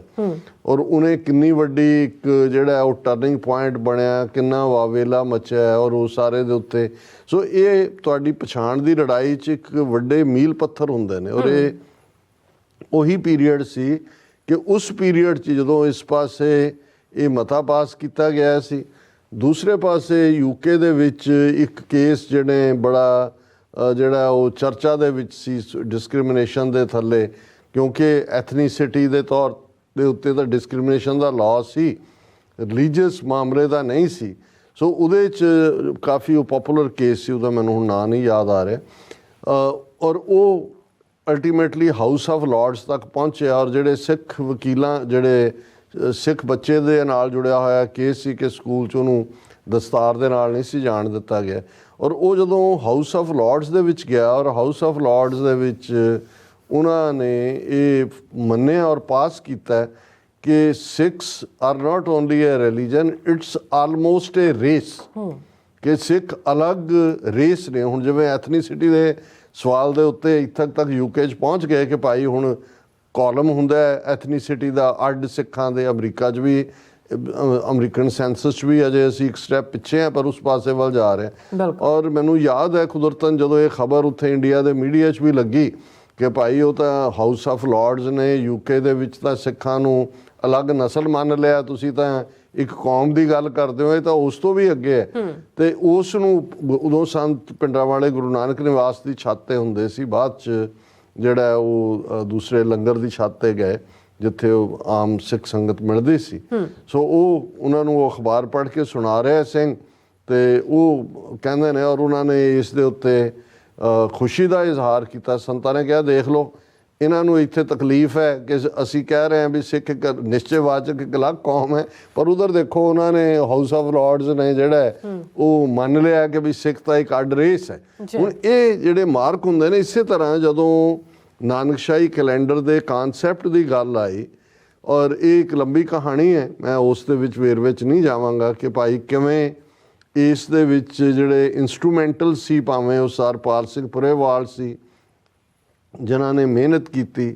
ਔਰ ਮਿਹਨਤ ਇਸ ਲਿਹਾਜ਼ ਨਾਲ ਕਿਉਂਕਿ ਮੈਂ ਜਿਵੇਂ ਨਹੀਂ, ਜਦੋਂ ਅਸੀਂ ਕੈਲੰਡਰ ਦੀ ਗੱਲ ਕਰਦੇ ਹਾਂ ਇਹਦਾ ਮਤਲਬ ਮੈਂ ਇਹ ਨਹੀਂ ਹੁੰਦਾ ਵੀ ਇਹ ਤਰੀਕਾਂ ਦੀ ਜਮਾ ਨਫੀ ਨਹੀਂ ਹੈ, ਤਰੀਕਾਂ ਮੈਟਰ ਕਰਦੀਆਂ ਨੇ। ਲਿਊਨਰ 'ਚੋਂ ਤੁਸੀਂ ਸੋਲਰ ਦੇ ਉੱਤੇ ਕਿਉਂਕਿ ਫਿਕਸ ਡੇਟਾ ਹੁੰਦੀਆਂ ਨੇ, ਪਰ ਇਸ ਤੋਂ ਵੀ ਪਹਿਲਾਂ ਇਹ ਜ਼ਰੂਰੀ ਹੁੰਦਾ ਜਦੋਂ ਹੁਣ ਅਸੀਂ ਬਿਕਰਮੀ ਕੈਲੰਡਰ ਦੀ ਗੱਲ ਕਰਦੇ ਹਾਂ, ਜਿਹੜਾ ਹਿੰਦੂ ਕੈਲੰਡਰ ਹੈ, ਜਿਹੜਾ ਕਿ ਈਸਾਈ ਕੈਲੰਡਰ ਤੋਂ ਜਿਹੜਾ ਬਿਫੋਰ ਕ੍ਰਾਈਸਟ ਐਂਡ AD ਦੇ ਨਾਲ ਜੁੜਿਆ ਹੋਇਆ ਕੈਲੰਡਰ ਹੈ ਜਦੋਂ ਜਿਹਦਾ ਵਰ੍ਹਾ 2024 ਹੈ, ਇਹਨੂੰ ਤੁਸੀਂ ਇਸ ਦੇ ਵਿੱਚ 57 ਸਾਲ ਹੋਰ ਮਿਲਾ ਦਿਓ 2024 ਦੇ ਵਿੱਚ, ਤੇ ਉਹ ਬਿਕਰਮੀ ਕੈਲੰਡਰ ਬਣਦਾ। ਉਹ ਇੰਨਾ 57 ਸਾਲ ਪੁਰਾਣਾ ਰਾਜਾ ਬਿਕਰਮਾਦਿੱਤ ਦੇ ਨਾਲ ਜੁੜਿਆ ਹੋਇਆ। ਉਜੈਨ ਦਾ ਜਿਹੜਾ ਰਾਜਾ ਸੀ, ਜਿਹੜਾ ਸ਼ਾਇਦ ਮੱਧ ਪ੍ਰਦੇਸ਼ ਦਾ ਵਿੱਚ ਹੈ, ਔਰ ਇਹਦੀ ਜਦੋਂ ਕੈਲਕੂਲੇਸ਼ਨ ਕੀਤੀ ਜਾਂਦੀ ਹੈ ਜਿਹੜਾ ਹਿੰਦੂ ਕੈਲੰਡਰ ਦੀ, ਜਦੋਂ ਸੂਰਜ ਚੜ੍ਹਨ ਤੇ ਡੁੱਬਣ ਦਾ ਸਮਾਂ, ਔਰ ਸੂਰਜ ਚੜ੍ਹਨ ਔਰ ਡੁੱਬਣ ਦਾ ਸਮਾਂ ਜਿਸ ਨੂੰ ਆਧਾਰ ਮੰਨਿਆ ਜਾਂਦਾ ਹੈ, ਉਸ ਦਾ ਲੌਂਜੀਚਿਊਡ, ਜਿਹਨੂੰ ਸਾਡੇ ਖਿੱਤੇ 'ਚ ਲੌਂਗੀਚਿਊਡ ਹੀ ਅਸੀਂ ਕਹਿੰਦੇ ਹੁੰਦੇ ਸੀ, ਇੱਥੇ ਲੌਂਜੀਚਿਊਡ ਕਹਿੰਦੇ ਨੇ, ਤੇ ਲੈਟੀਚਿਊਡ। ਔਰ ਇਹ ਅਕਸ਼ਾਂਸ਼ ਇੱਕ ਨੂੰ ਕਹਿੰਦੇ ਨੇ, ਤੇ ਇੱਕ ਦਾ ਕੋਈ ਹੋਰ ਲਫ਼ਜ਼ ਹੈ ਜਿਹੜਾ ਉਸ ਨੂੰ ਕੈਲਕੂਲੇਟ ਕੀਤਾ ਜਾਂਦਾ ਵੀ ਉਹਦਾ ਲੌਂਜੀਚਿਊਡ ਕੀ ਹੈ, ਲੈਟੀਚਿਊਡ ਕੀ ਹੈ। ਔਰ ਡੇ ਨੂੰ ਕੈਲਕੂਲੇਟ ਕਰਨ ਤੋਂ ਪਹਿਲਾਂ ਸੂਰਜ ਚੜ੍ਹਨ ਤੇ ਡੁੱਬਣ ਦਾ ਸਮਾਂ, ਜਦੋਂ ਸੂਰਜ ਦੀਆਂ ਪਹਿਲੀਆਂ ਕਿਰਨਾਂ ਉਸ ਮੰਦਰ ਤੇ ਪੈਂਦੀਆਂ ਨੇ, ਔਰ ਉਸ ਦੇ ਲੌਂਜੀਚਿਊਡ ਔਰ ਲੈਟੀਚਿਊਡ ਦੇ ਆਧਾਰ ਦੇ ਉੱਤੇ ਸੂਰਜ ਚੜ੍ਹਨ ਦਾ ਸਮਾਂ ਕੈਲਕੂਲੇਟ ਹੁੰਦਾ ਹੈ, ਫਿਰ ਸੂਰਜ ਡੁੱਬਣ ਦਾ ਸਮਾਂ ਹੁੰਦਾ। ਸੋ ਜਦੋਂ ਸਰ ਪਾਲ ਸਿੰਘ ਪੁਰੇਵਾਲ ਨੇ ਨਾਨਕਸ਼ਾਹੀ ਕੈਲੰਡਰ ਨੂੰ ਜਿਹੜਾ ਇਹ ਸ਼ੇਪ ਦਿੱਤੀ, ਤੇ ਉਹਨਾਂ ਨੇ ਹਰਮੰਦਰ ਸਾਹਿਬ ਨੂੰ ਆਧਾਰ, ਜਦੋਂ ਸੂਰਜ ਦੀਆਂ ਪਹਿਲੀਆਂ ਕਿਰਨਾਂ ਹਰਮੰਦਰ ਸਾਹਿਬ ਦੇ ਉੱਤੇ ਪੈਂਦੀਆਂ ਨੇ, ਅੰਮ੍ਰਿਤਸਰ ਸ਼ਹਿਰ ਔਰ ਹਰਮੰਦਰ ਸਾਹਿਬ ਦੇ ਉਸ ਖਿੱਤੇ ਦਾ ਲੌਂਜੀਚਿਊਡ ਤੇ ਲੈਟੀਚਿਊਡ, ਇਹਨੂੰ ਕੈਲਕੂਲੇਟ ਕਰਕੇ ਸੂਰਜ ਚੜ੍ਹਨ ਤੇ ਡੁੱਬ, ਇਸ ਲਈ ਉਹਨਾਂ ਨੇ ਗੁਰੂ ਨਾਨਕ ਸਾਹਿਬ ਦੇ ਜਨਮ ਤੋਂ ਲੈ ਕੇ ਪ੍ਰਕਾਸ਼ ਤੋਂ 500 ਸਾਲ ਦੀ ਉਹਨਾਂ ਨੇ ਡਾਇਰੀ ਤਿਆਰ ਕੀਤੀ ਸੀ, ਜਿਹੜੀ ਕਿ ਆਧਾਰ ਸੀ, ਕਿਉਂਕਿ ਗੁਰੂ ਸਾਹਿਬਾਨ ਦੇ ਪੀਰੀਅਡ 'ਚ 2 ਕੈਲੰਡਰ ਉਸ ਖਿੱਤੇ ਦੇ ਵਿੱਚ ਜਿਹੜੀਆਂ ਡੇਟਾਂ ਦੇ ਲਈ ਸਨ। ਜ਼ਾਹਰ ਹੈ ਬਿਕਰਮੀ ਕੈਲੰਡਰ, ਜਿਹਨੂੰ ਹਿੰਦੂ ਕੈਲੰਡਰ ਕਿਹਾ ਜਾਂਦਾ ਹੈ, ਔਰ ਜਿਹੜੇ ਹੁਕਮਰਾਨ ਦਿੱਲੀ ਤਖਤ ਦੇ ਉੱਤੇ ਆਏ, ਮੁਗਲ ਸੀ ਜਾਂ ਮੁਗਲਾਂ ਤੋਂ ਪਹਿਲਾਂ ਪਠਾਨ ਸੀ, ਉਹਨਾਂ ਦਾ ਹਿਜਰੀ ਕੈਲੰਡਰ ਸੀ। ਔਰ ਹਿਜਰੀ ਕੈਲੰਡਰ ਇਸਲਾਮਿਕ ਕੈਲੰਡਰ ਹੈ, ਚੰਦਰਮਾ ਦੇ ਨਾਲ ਜੁੜਿਆ ਹੋਇਆ, ਔਰ ਇਹਦਾ ਕੈਲਕੂਲੇਸ਼ਨ ਦਾ ਵਰ੍ਹਾ ਹੈ ਜਦੋਂ ਕਿ ਨਬੀ ਮੁਹੰਮਦ ਸਾਹਿਬ ਹਿਜਰਤ ਕਰਕੇ ਆਪਣੇ ਫੋਲੋਅਰਸ ਦੇ ਨਾਲ ਮੱਕੇ ਤੋਂ ਮਦੀਨੇ ਗਏ। ਹਿਜਰਤ ਮਾਈਗ੍ਰੇਸ਼ਨ ਨੂੰ ਕਹਿੰਦੇ ਨੇ। ਔਰ ਇੱਕ ਵਾਰ ਤਾਂ ਉਹਨਾਂ ਨੂੰ ਮੱਕਾ ਛੱਡਣਾ ਪਿਆ, ਪਰ ਜਦੋਂ ਵਾਪਸ ਉਹਨਾਂ ਨੇ ਆ ਕੇ ਮੱਕਾ ਦੁਬਾਰਾ ਆਕੂਪਾਈ ਕੀਤਾ, ਔਰ ਲੇਟਰ ਔਨ ਜਦੋਂ ਕਿ ਇਹਨੂੰ as a Islamic calendar accept ਕੀਤਾ ਗਿਆ, ਤੇ ਜਿਹੜਾ ਟਾਈਮ ਲਾਈਨ ਹੈ ਓਬਵੀਅਸਲੀ ਚੰਦਰਮਾ ਦੀ ਲਿਊਨਰ ਕੈਲਕੂਲੇਸ਼ਨ ਹੈ, ਇਸ ਲਈ ਟਾਈਮ ਵੀ ਚੰਦਰਮਾ ਕਦੋਂ ਆਏਗਾ ਜਾਂ ਸਾਲ ਦਾ ਦਿਨ ਬਦਲਦੇ ਰਹਿੰਦੇ ਨੇ। ਸੋਲਰ ਦੇ ਵਿੱਚ ਮੋਰ ਫਿਕਸੇਸ਼ਨ ਹੈ, ਪਰ ਮੈਂ ਕੈਲਕੂਲੇਸ਼ਨ ਦੀ ਗੱਲ ਕਰ ਰਿਹਾ। ਸੋ ਉਹਨਾਂ ਨੇ ਆਧਾਰ ਹਿਜਰੀ ਕੈਲੰਡਰ ਬਣਾਇਆ। ਸੋ ਜਿੰਨੀਆਂ ਤਰੀਕਾ ਜਿਹੜਾ ਸਰਕਾਰੀ ਰਿਕਾਰਡ ਸੀ ਦਿੱਲੀ ਦਰਬਾਰ ਦਾ ਜਾਂ ਲਾਹੌਰ ਦਰਬਾਰ ਦਾ, ਉਹ ਜ਼ਾਹਰ ਹੈ ਪਰਸ਼ੀਅਨ ਦੇ ਵਿੱਚ ਅਰਬ ਔਰ ਸੀ, ਔਰ ਜਿਹੜੀਆਂ ਡੇਟਾ ਸੀ, ਜਿਹੜੀਆਂ ਸਰਕਾਰੀ ਡਾਇਰੀਜ਼ ਲਿਖੀਆਂ ਜਾਂਦੀਆਂ ਸੀ ਜਾਂ ਕੋਰਟ ਦੀਆਂ ਜਾਂ ਦਰਬਾਰਾਂ ਦੀ ਕਾਰਵਾਈ ਹੈ, ਉਹ ਹਿਜਰੀ ਸੰਮਤ ਦੇ ਮੁਤਾਬਕ ਸੀ। ਸੋ ਪਹਿਲਾ ਸਭ ਤੋਂ ਵੱਡਾ ਕੰਮ ਤਾਂ ਸੀ ਕਿ ਇਸ 500 ਸਾਲ ਦੇ ਵਿੱਚ ਜਿੱਥੇ ਫਿਰ ਸਿੱਖ ਇਤਿਹਾਸ ਦੇ ਆਪਣੇ ਸੋਰਸ ਸੀ, ਜ਼ਾਹਰ ਹੈ ਜਿਨ੍ਹਾਂ ਨੇ ਮੋਸਟਲੀ ਬਿਕਰਮੀ ਕੈਲੰਡਰ ਇਸਤੇਮਾਲ ਕੀਤਾ ਹੋਇਆ ਸੀ। ਸੋ ਉਹਨਾਂ ਨੂੰ ਕੈਲਕੂਲੇਟ ਕਰਕੇ ਸੋਲਰ ਦੇ ਨਾਲ ਟੈਲੀ ਕਰਨਾ, ਔਰ ਫਿਰ ਉਸ ਦੇ ਲਈ ਭਾਰਤ ਦੇ ਵਿੱਚ ਵੀ ਕੋਈ ਇੱਕ ਬਿਕਰਮੀ ਨਹੀਂ ਸੀ ਜਿਹਨੂੰ ਅਸੀਂ ਕੈਲੰਡਰ ਕਹਿੰਦੇ ਹਾਂ, ਉੱਥੋਂ ਦੀ ਜ਼ਬਾਨ ਦੇ ਵਿੱਚ ਪੰਚਾਂਗ ਕਿਹਾ ਜਾਂਦਾ ਹੈ। ਹੁਣ ਪੰਚਾਂਗ ਜਿਹੜੀ ਉੱਤਰੀ ਭਾਰਤ ਹੈ, ਦੱਖਣੀ ਭਾਰਤ ਹੈ, ਦੂਸਰਾ ਉਹਨਾਂ ਦੀਆਂ ਅੱਡ-ਅੱਡ ਕੈਲਕੂਲੇਸ਼ਨਸ ਨੇ। ਸੋ ਇਸ ਲਈ ਡੇ ਵੇਰੀ ਕਰਦੇ ਸੀ। ਸੋ ਇਸ ਸਾਰੇ ਚੋਂ ਜਿਸ ਮਿਹਨਤ ਦੇ ਨਾਲ ਉਹਨਾਂ ਨੇ ਤਿਆਰ ਕੀਤਾ, ਔਰ ਫਿਰ ਉਹਨੂੰ ਇੰਪਲੀਮੈਂਟ ਕਰਨ ਤੋਂ ਪਹਿਲਾਂ ਇਹ ਸਾਰੀਆਂ ਪ੍ਰੋਸੈਸਿਸ ਚੋਂ ਗੁਜ਼ਰਿਆ, ਜਿਸ ਦੇ ਵਿੱਚ Institute of Sikh Studies Chandigarh, Akal Takht Sahib ਦੀਆਂ ਕਮੇਟੀਆਂ, 11 ਮੈਂਬਰੀ ਕਮੇਟੀ, 13 ਮੈਂਬਰੀ ਕਮੇਟੀ, ਬਾਅਦ 'ਚ ਉਹਦਾ ਕੈਲੰਡਰ ਦਾ ਹਸ਼ਰ ਕੀ ਕੀਤਾ। ਅੱਜ ਠੀਕ ਹੈ ਉਹਦੀ ਬਿਗਨਿੰਗ ਡੇ, ਕਿਉਂਕਿ ਪਹਿਲੀ ਚੇਤ ਹੈ 14 ਮਾਰਚ ਫਿਕਸ ਹੈ, ਉਹ ਮੂਲ ਨਾਨਕਸ਼ਾਹੀ ਕੈਲੰਡਰ ਦੇ ਮੁਤਾਬਕ ਹੀ ਹੈ, ਪਰ ਬਾਕੀ ਜੋ ਕੁਝ ਵੀ ਹੈ ਉਹਦੇ 'ਚ ਲੇਬਲ ਹੀ ਲੱਗਾ ਹੋਇਆ। ਜਿਵੇਂ ਉਹਨਾਂ ਦੇ ਕਾਂਗਰਸੀ ਲੀਡਰ ਨੇ ਕਿਹਾ, ਉਹਨੇ ਕਿਹਾ ਜੀ ਇੱਥੇ ਤੁਸੀਂ ਲਿਆ ਕੇ ਕੋਈ ਵੀ ਫੋਨ ਅਸੈਂਬਲ ਕਰਦੇ ਹੋ, ਉਹ ਚੀਜ਼ਾਂ ਸਾਰੀਆਂ ਚੀਨ ਦੀਆਂ ਬਣ ਕੇ ਆਈਆਂ ਹੋਈਆਂ, ਤੁਸੀਂ ਤਾਂ ਅਸੈਂਬਲ ਕੀਤਾ ਤੇ ਉਹ ਤਾਂ ਤੁਸੀਂ ਲੇਬਲ ਮੇਡ ਇਨ ਇੰਡੀਆ ਕਹਿ ਰਹੇ ਹੋ ਵੀ ਇਹ ਤਾਂ ਕਹੋ ਕਿ ਅਸੈਂਬਲਡ ਇਨ ਇੰਡੀਆ। ਸੋ ਹਾਲ ਇਹ ਹੈ ਵੀ ਭਾਵੇਂ ਅਸੀਂ ਇਹਨੂੰ ਨਾਨਕਸ਼ਾਹੀ ਕੈਲੰਡਰ ਕਹਿ ਕੇ ਬਿਗਨਿੰਗ ਕੋਈ ਹੈ ਔਰ ਸਾਡੀ ਪਛਾਣ, ਹੁਣ ਇਸ ਦੀ ਅਹਿਮੀਅਤ ਕੀ ਹੈ ਬਹੁਤ ਵਾਰ ਸਾਡੇ ਆਪਣਿਆਂ ਨੂੰ ਤਾਂ ਬਹੁਤਿਆਂ ਨੂੰ ਅੱਜ ਤੱਕ ਵੀ ਸਮਝ ਨਹੀਂ ਹੈ। ਦੁਸ਼ਮਣ ਨੂੰ ਬੜੀ ਚੰਗੀ ਤਰ੍ਹਾਂ ਸਮਝ ਆਈ ਵੀ ਇਹ ਤਾਂ ਸਾਡੇ ਬ੍ਰਾਹਮਣਾਂ ਦੀਆਂ ਜੋਤਸ਼ੀਆਂ ਜੰਤਰੀਆਂ ਪੰਚਾਂਗਾਂ ਚੋਂ ਨਿਕਲ ਕੇ ਆਪਣੀ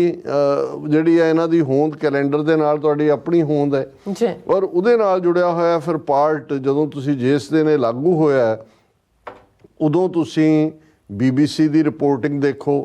ਜਿਹੜੀ ਕੈਲੰਡਰਸ ਦੁਨੀਆ ਦੇ ਵਿੱਚ ਜਿਹੜਿਆਂ ਦਾ ਹੁੰਦਾ ਉਹਨੂੰ ਐਲਮੈਨਿਕ ਕਹਿੰਦੇ ਨੇ BBC ਦੀ ਰਿਪੋਰਟਿੰਗ ਦਾ ਪਹਿਲੀ ਲਾਈਨ ਹੀ ਸੀ ਕਿ ਵੀ ਹਰ ਮਜ਼ਹਬ ਦਾ ਆਪਣਾ ਕੈਲੰਡਰ ਹੁੰਦਾ ਹੈ ਔਰ ਹਰ ਕੈਲੰਡਰ ਦਾ ਇੱਕ ਮਜ਼ਹਬ ਹੁੰਦਾ ਹੈ। ਅੱਜ ਸਿੱਖ ਕੌਮ ਦੁਨੀਆ ਦੀਆਂ ਉਹਨਾਂ ਕੌਮਾਂ 'ਚ ਸ਼ਾਮਲ ਹੋ ਗਈ ਹੈ ਜਿਨ੍ਹਾਂ ਦਾ ਆਪਣਾ ਕੈਲੰਡਰ ਹੈ। ਇਹ ਉਹਨਾਂ ਦੀ ਇਨੀਸ਼ੀਅਲ ਰਿਪੋਰਟਿੰਗ ਹੈ। ਹੁਣ ਜੇ ਸਾਡਿਆਂ ਨੂੰ ਤਾਂ ਸਮਝ ਨਹੀਂ, ਸਾਡੇ ਤਾਂ ਲੱਗ ਗਿਆ ਕਿ ਜੀ ਇਹ ਹੈ ਤੇ ਪੁਰਾਤਨ ਹੈ ਤੇ ਨਵੀਨ, ਉਸ ਮੈਂ ਡਿਬੇਟ 'ਚ ਨਹੀਂ ਜਾਵਾਂਗਾ। ਲੇਕਿਨ ਜਦੋਂ ਲਾਗੂ ਹੁੰਦਾ ਹੈ ਉਸ ਤੋਂ ਕੁਝ ਦਿਨਾਂ ਬਾਅਦ RSS ਦਾ ਚੀਫ ਉਸ ਵੇਲੇ ਦਾ ਸੁਦਰਸ਼ਨ ਸੀ ਕਿ ਕੌਣ, ਉਹ ਅੰਮ੍ਰਿਤਸਰ ਆਉਂਦਾ ਹੈ, ਉਹ ਪ੍ਰੈਸ ਕਾਨਫਰੰਸ ਕਰਦਾ, ਉਹ ਕਹਿੰਦਾ ਹੈ ਕਿ ਭਾਈ बेशक जत्थेदारों ने इसको लागू कर दिया है पर सिख संगतें इसे नहीं मानेगी। उदों सानू समझ नहीं सी होंदी भी किहड़ियां सिख संगतां ने। फिर असीं देखदे हां कि किवें संत समाज का नाम वरत के उहनूं चैलेंज किया गया, पुरेवाल होरां दी करैक्टर असैसीनेशन की गई जिहड़ी अज भी कुछ तबकिਆਂ ਵੱਲੋਂ जारी है और नतीजे के तौर पर पहलां जी सोधां करनियां ने इहदे च जी अद्धियां सोधां दे नां थल्ले उहदा अद्धा हिंदूकरण करता गया, फिर पूरा हिंदूकरण करता गया क्योंकि सारी कैलकुलेशन वापस जिहड़ी है सोलर चों कढ के उही हिंदू पंचांग और असैंबल जरूर करता गया नानकशाही दे नां थल्ले। और हुण अज जदों कि असीं इस दिन नूं मना रहे हैं, हुण जिस RSS ने पूरा टिल ला के बादलों राहीं जो एक प्राप्ति सी ਉਹਨੂੰ ਡੀਰੇਲ ਕੀਤਾ ਤੇ ਅੱਜ ਪ੍ਰਧਾਨ ਮੰਤਰੀ ਮੋਦੀ ਜਿਹੜਾ ਹੈ ਉਹ ਆਪਣੇ ਐਕਸ ਦੇ ਉੱਤੇ ਜਿਹਨੂੰ ਟਵੀਟ ਅਸੀਂ ਕਹਿੰਦੇ ਉਹ ਸਿੱਖ ਕੌਮ ਨੂੰ ਵਧਾਈ ਦੇ ਰਿਹਾ। ਉਹਨੇ he said on X best wishes on the start of the Sikh New Year, may the infinite grace of Waheguru bestow upon all beings wellness and abundance. Let the wisdom of Guru Sahibs continue to light up our society with their radiant guidance. ਹੁਣ ਆਮ ਕਹੇਗਾ ਦੇਖੋ ਜੀ ਮਤਲਬ ਸਾਨੂੰ ਤਾਂ ਅੱਡ ਕੌਮ ਮੰਨਿਆ ਉਹਨਾਂ ਨੇ, ਦੇਖੋ ਮਤਲਬ ਸਿੱਖਾਂ ਦਾ ਆਪਣਾ ਕੈਲੰਡਰ ਔਰ ਇਹ ਮੋਦੀ ਵਧਾਈ ਦੇ ਰਿਹਾ ਸਿੱਖ ਕੌਮ ਨੂੰ ਔਰ ਉਹ ਤਾਂ ਕਹਿ ਰਿਹਾ ਕਿ ਵਾਹਿਗੁਰੂ ਲਫ਼ਜ਼ ਕਹਿ ਰਿਹਾ, ਉਹਨੇ ਰਾਮ ਨਹੀਂ ਕਿਹਾ ਇੱਥੇ ਹੋਰ ਨਹੀਂ ਕਿਹਾ, ਉਹ ਕਹਿ ਰਿਹਾ ਵੀ ਸਾਰਾ। ਉਹਨਾਂ ਨੇ ਕਿਹਾ ਜੀ ਗੁਰੂਆਂ ਦੀ ਵਿਜ਼ਡਮ ਦੀ ਰੋਸ਼ਨੀ ਦੇ ਵਿੱਚ ਹੀ ਅਸੀਂ ਜਿਹੜੀ ਆ ਉਹ ਚੱਲ ਰਹੇ ਹਾਂ। ਹੁਣ ਤੁਸੀਂ ਜਦੋਂ ਇਸ ਕਿਸਮ ਦਾ ਦੇਖਦੇ ਹੋ ਔਰ ਵੱਡਾ ਇੱਕ ਹਿੱਸਾ ਇਸ ਦਾ शिकार भी हुंदा है, पर असी ये समझते हैं कि भी चलो फिर भी सिंबॉलिकली सही घट्टो घट्ट ये एक कौम के हिस्से नूं समझ आई है कि भाई कौमां दे कैलेंडर भी हुंदे ने और जिहड़ियां कौमां आज़ाद हुंदियां ने, जे बिक्रमी कैलेंडर लागू हो सकिया सी ते इसलिए सी कि राजा विक्रमादित्य एक हिंदू राजे के तौर पर उभार होया। जे इस्लाम ਦਾ ਹਿਜਰੀ ਕੈਲੰਡਰ ਮੰਨਿਆ ਗਿਆ ਜਿਸ ਨੂੰ ਅੱਜ ਵੀ ਜਿਹੜੇ 57 ਮੁਲਕ ਨੇ ਲਗਭਗ ਉਹ ਉਹਨਾਂ ਦੇ ਉੱਥੇ ਐਤਵਾਰ ਦੀ ਛੁੱਟੀ ਨਹੀਂ ਹੁੰਦੀ, ਉਹਨਾਂ ਦੇ ਡੇਜ਼ ਦੇ ਰੂਟੀਨ 'ਚ ਵੀ ਜੁਮੇ ਦੇ ਦਿਨ ਫਰਾਈਡੇ ਔਰ ਸੈਚਰਡੇ ਆਫ ਹੁੰਦੇ ਔਰ ਉਹ ਆਪਣੀਆਂ ਡੇਟਾਂ ਇਹਦੇ ਨਾਲ ਕੈਲਕੂਲੇਟ ਕਰਦੇ ਨੇ। ਇਸੇ ਤਰ੍ਹਾਂ ਜੇ ਅਸੀਂ ਨੇਸ਼ਨ ਵਾਈਜ਼ ਦੇਖੀਏ, ਭਾਵੇਂ ਚਾਈਨਾ ਕਮਿਊਨਿਸਟ ਕੰਟਰੀ ਹੈ ਪਰ ਉਹਨਾਂ ਦਾ ਆਪਣਾ ਜਿਹੜਾ ਹੈ ਉਹ ਕੈਲੰਡਰ ਹੈ, ਇਸੇ ਤਰ੍ਹਾਂ ਬਾਕੀਆਂ ਦਾ ਹੈ। ਸੋ ਸਿੱਖ ਕੌਮ ਘੱਟੋ ਘੱਟ ਭਾਵੇਂ ਸਾਡੇ ਕੋਲ ਮੁਲਕ ਨਹੀਂ ਹੈ ਲੇਕਿਨ ਅਸੀਂ ਇਸ ਮਾਰਚ ਦੇ ਵਿੱਚ ਔਰ ਇਹ ਬੇਸ਼ੱਕ ਡਿਬੇਟ ਕਾਫੀ ਡਰਟੀ ਵੀ ਹੋਈ ਜਦੋਂ ਤੁਸੀਂ ਇੱਕ ਦੂਜੇ ਨੂੰ ਐਕਿਊਜ਼ ਕਰਦੇ ਹੋ, ਪਰ ਇਸ ਸਾਰੇ ਚੋਂ ਇੱਕ ਵਿਜ਼ਡਮ ਵੀ ਇੱਕ ਤਬਕੇ ਦੇ ਵਿੱਚ ਆਈ। ਨਹੀਂ ਤਾਂ ਸਾਨੂੰ ਵੀ ਕਿਹੜਾ ਅਸੀਂ ਕੋਈ ਕੈਲੰਡਰਾਂ ਦੇ ਮਾਹਰ ਹੈ ਜਾਂ ਸਾਨੂੰ ਪਤਾ ਵੀ ਕੀ ਹੁੰਦਾ, ਉਹ ਚੱਲ ਹੀ ਰਿਹਾ ਸੀ। ਜਿਵੇਂ ਬਹੁਤੇ ਕਹਿੰਦੇ ਸੀ ਕਿ ਜੀ ਸਰੀ ਜਾਂਦਾ ਸੀ ਜੀ, ਇਹਦਾ ਕੀ ਨਵਾਂ ਪੰਗਾ ਪਾਉਣ ਦੀ ਕੀ ਲੋੜ ਸੀ। ਉਹ ਕਹਿੰਦਾ ਤੁਸੀਂ ਪਰੌਂਠੇ ਖਾ ਕੇ ਲੱਸੀ ਪੀ ਕੇ ਉੱਥੇ ਬੈਠੇ ਮੰਜੇ ਤੋੜੀ ਜਾਂਦਾ ਸੀ, ਤੋੜੇ ਰਹਿੰਦੇ ਅਮਰੀਕਾ ਕੈਨੇਡਾ ਕਿਉਂ ਆਏ ਹੋ ਭਾਈ? ਜਦੋਂ ਤੁਸੀਂ ਦੁਨੀਆ ਵੱਧਦੀ ਹੈ ਤੁਸੀਂ ਹਰ ਚੀਜ਼ ਨੂੰ ਅੱਗੋਂ ਇੰਪਰੂਵ ਕਰਦੇ ਹੋ ਨਾ। ਔਰ ਇਹ ਸਾਰੇ ਦੇ ਬਾਵਜੂਦ ਚਲੋ ਇਹ ਸਿੰਬੋਲਿਕਲੀ ਸਹੀ ਘੱਟੋ ਘੱਟ ਚੜ੍ਹਨ ਦਾ ਦਿਨ ਤਾਂ ਕੈਲੰਡਰ ਦਾ ਜਿਹੜਾ ਪਹਿਲਾ ਦਿਨ ਉਸ ਮੁੱਦੇ ਦੇ ਉੱਤੇ ਤਾਂ ਜਿਹੜਾ ਹੈ ਉਹ ਕੋਈ ਦੋ ਰਾਵਾਂ ਨਹੀਂ ਨੇ, ਉਸ ਦੇ ਉੱਤੇ ਤਾਂ ਹੈ। ਅਸੀਂ ਇਹੀ ਸਮਝਦੇ ਹਾਂ ਕਿ ਵੀ ਇਹ ਮੌਕੇ ਹੁੰਦੇ ਨੇ ਕੰਟੈਂਪਲੇਟ ਕਰਨ ਦੇ, ਆਪਸ ਦੇ ਵਿੱਚ ਸਿਰ ਜੋੜ ਕੇ ਬੈਠ ਕੇ ਅਲਟੀਮੇਟਲੀ ਇੱਕ ਗੱਲ ਜਿਹੜੀ ਅਕਸਰ, ਕਿਉਂਕਿ ਇਹਨੂੰ ਮੈਂ ਇੰਨੀ ਵਾਰੀ ਰਿਪੀਟ ਕਰਦਾ ਕਿ ਸਾਡੇ ਬਹੁਤ ਸਾਰੇ ਵਿਊਅਰਸ ਨੂੰ ਵੀ ਯਾਦ ਹੋ ਗਈ ਹੋਣੀ ਹੈ, ਭਾਈ ਗੁਰਦਾਸ ਜੀ ਦੀ ਲਾਈਨ, ਹਾਲਾਂਕਿ ਕੌਂਟੈਕਸਟ ਉਹਨਾਂ ਦਾ ਡਿਫਰੈਂਟ ਹੈ ਲੇਕਿਨ ਗੱਲ ਅਲਟੀਮੇਟਲੀ ਤਾਂ ਇਹ ਹੈ ਕਿ ਕਿਸ ਉਦਮ ਤੇ ਰਾਜ ਮਿਲੇ ਸ਼ਤਰੂ ਤੇ ਸਭ ਹੋਵੇ ਮੀਤਾ। ਕਿ ਜਿਹੜਾ ਰਾਜ ਭਾਗ ਹੁੰਦਾ ਹੈ, ਪੋਲੀਟੀਕਲ ਪਾਵਰ ਹੁੰਦੀ ਹੈ, ਉਹਨਾਂ ਦੇ ਜਦੋਂ ਤੁਹਾਡੇ ਕੋਲ ਰਾਜ ਭਾਗ ਸੀ, ਜਿਹੜੀਆਂ ਇਮਾਰਤਾਂ ਅੱਜ ਵੀ ਪਾਕਿਸਤਾਨ ਦੇ ਵਿੱਚ ਇਤਿਹਾਸਕ ਛੋਟੀ ਇੱਟਾਂ ਦੀਆਂ ਨੇ, ਉਹਨੂੰ ਨਾਨਕਸ਼ਾਹੀ ਇੱਟਾਂ ਕਿਹਾ ਜਾਂਦਾ। ਜਦੋਂ ਵੀ ਈਵਨ ਸਾਡੇ ਪਾਕਿਸਤਾਨੀ ਭਰਾ ਵੀ ਕਹਿਣਗੇ ਕਿ ਜੀ ਉਹ ਹਵੇਲੀ ਜਿਹੜੀ ਹੈ ਨਾਨਕਸ਼ਾਹੀ ਇੱਟਾਂ ਦੀ ਬਣੀ ਹੋਈ ਹੈ। ਹੁਣ ਨਾਨਕ ਸ਼ਾਹ ਫਕੀਰ, ਸ਼ਾਹ ਬਾਦਸ਼ਾਹ ਨੂੰ ਕਹਿੰਦੇ, ਸੋਵਰਨ, ਨਾਨਕ ਦਾ ਸੋਵਰਨ। ਹੁਣ ਇਹ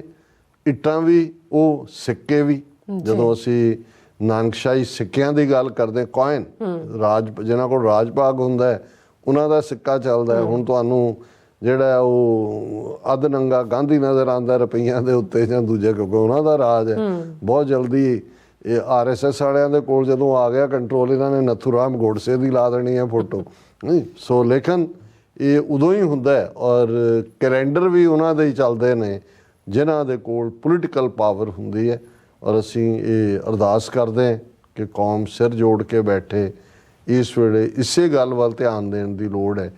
ਕਿ ਕਿਸ ਉਦਮ ਤੇ ਰਾਜ ਮਿਲੇ